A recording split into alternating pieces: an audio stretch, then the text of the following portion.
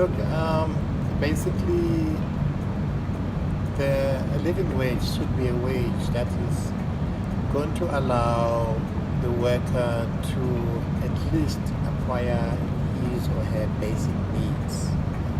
So in the end, a living wage, one's going to go and see what is in the package.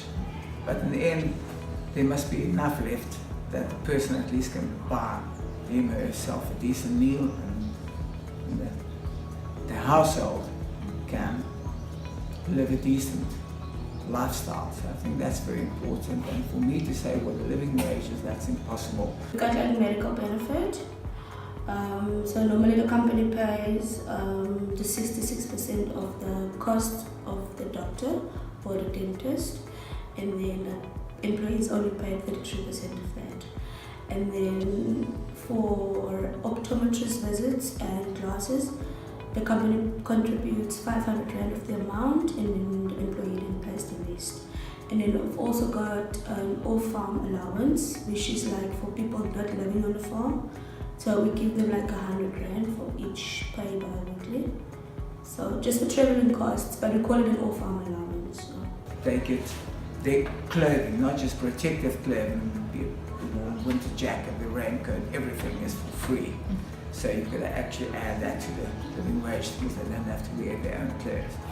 Then it's a case of a clinic on the farm where they get free medical advice or medicine or whatever, contribution to doctors' bills, etc., etc. Oh, my boss, I say I still belong and minimum loan. But that is a leeway, isn't it? I betaal eigenlijk veel meer als je minimum loon. En wat voor jullie is zo? Een funeral, een funeral, provident fund en UIF. Ons het nou daai voordeel van 'n provident fund. Wat ek gesê weet van 'n provident fund is so. Ons is baie bly baie voordeel wat ons hier by VW kry. Hulle het net baie opportunity om te gaan vir kursusse, wenkursusse.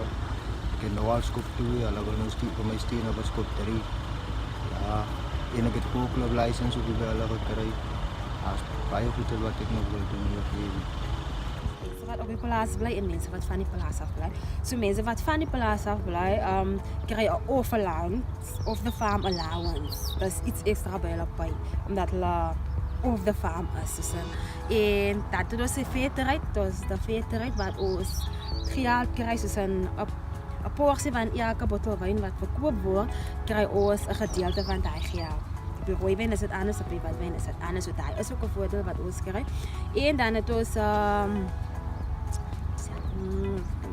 daar's ook medies en ja, daar's 'n medies wat ons nou wat ons het, 'n dogter wat ons het, en ons het die provident fund wat ons het, en ja, dit het baie goeie impak dit was. En jy sien eintlik hoe mense se lewe verander, verstaan jy so. Mense van dat ons, okay, ek weet nou nie so lank hier nie, maar van dat ek nou is, kan ek 'n groot impak sien wat dit het. Veral met die kres en die aftercare wat die kinders smaar na toe kan gaan en waar die ouers hulle babatjies en die kinders kan hou, so dat het verskriklike groot impak. En selfs met die veterheid, soos mense se behoeftes kan hulle nou aan voorsien, en so dis so 'n klomp dinge wat hier gebeur, so as jy elke tyd net so nuwe goedes wat aankom, so dat het net 'n groot impak daar. Having these benefits is that we've got a happy workforce, and I think that in the end for us is the barometer of what we contribute. The first thing, you have an enthusiastic,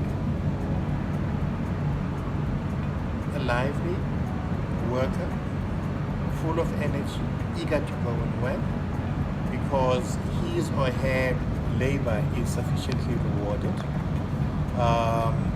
And that in itself would also increase productivity. You know, people would be more eager to put in more because they're not always concerned of the fact that they feel exploited. One thing that will stick for me forever is when we appointed an HR manager, real HR manager. He said there's no such thing like a human resource. He says A resource is something like diesel or fertilizer. A human being, you invest in him. And so we invest in human people and we use resources like fertilizer and diesel.